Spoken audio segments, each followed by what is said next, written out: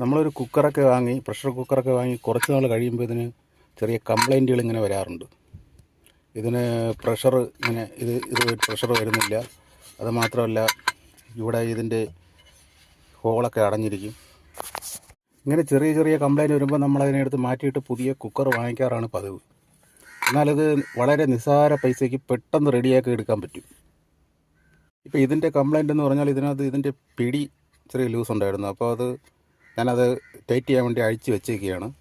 പിന്നെ ഇത് എത്ര സമയം നമ്മൾ അടുപ്പിൽ വെച്ചിരുന്നാലും ഇതിൽ വിസിൽ കേൾക്കുന്നില്ല. ഇതിൻ്റെ വിസിൽ കംപ്ലൈൻ്റാണ്. വിസിൽ ഇതുവഴി വരുന്നില്ല.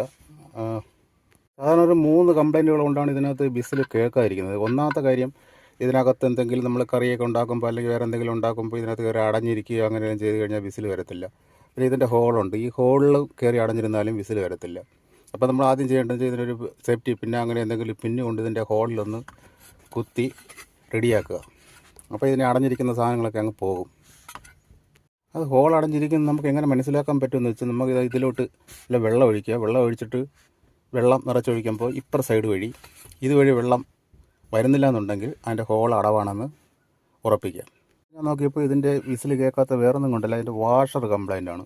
ഈ വാഷർ ഇവിടെ വെച്ചൊക്കെ മൊത്തത്തിൽ പോയിരിക്കുകയാണ്. ഈ വാഷർ മാറ്റിയാൽ ഇത് കംപ്ലീറ്റ് ആയിട്ട് റെഡിയാക്കി എടുക്കാൻ പറ്റും. വാഷർ ഞാൻ ഫുള്ളായിട്ട് ഇളക്കി എടുത്തിട്ടുണ്ട്.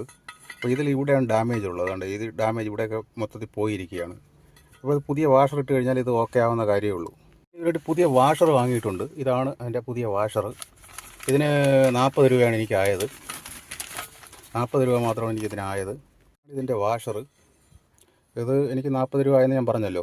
പക്ഷേ ഇതിൻ്റെ അടവെന്തെങ്കിലും ആണെങ്കിൽ ഈ പൈസയും ചിലവാകത്തില്ല. പെട്ടെന്ന് റെഡിയാക്കി എടുക്കാൻ പറ്റുന്നതേ ഉള്ളൂ.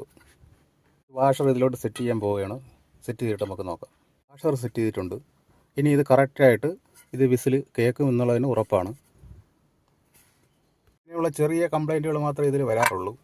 അപ്പോൾ നമ്മളിത് ചെറിയ കംപ്ലൈൻറ്റ് വരുമ്പോൾ തന്നെ മാറ്റിയിട്ട് പുതിയത് വാങ്ങേണ്ട കാര്യമൊന്നുമില്ല. ഇതിനെ തന്നെ നിസ്സാര പൈസയ്ക്ക് റെഡിയാക്കി എടുക്കാൻ പറ്റും.